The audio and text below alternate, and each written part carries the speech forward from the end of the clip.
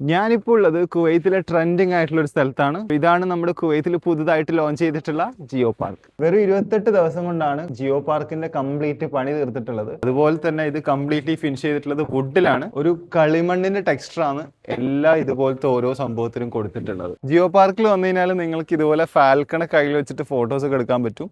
So ഇവർ charge ചെയ്യുന്നത് just 1 KD മാത്രം. ഇതുപോലത്തെ കുവൈത്ത് ബേസ്ഡ് കോണ്ടന്റ്സിന് വേണ്ടിയിട്ട് ജസ്റ്റ് ഫോളോ ചെയ്യാം. ജിയോ പാർക്കിൽ വന്നു കഴിഞ്ഞാൽ ഇതുപോലെ ഒരുപാട് ടെന്റ് നമുക്ക് കാണാൻ പറ്റും. സോ ഇതിൽ കയറാൻ വേണ്ടിയിട്ട് 45 KD ആണ് ഇവർ ചാർജ് ചെയ്യുന്നത്.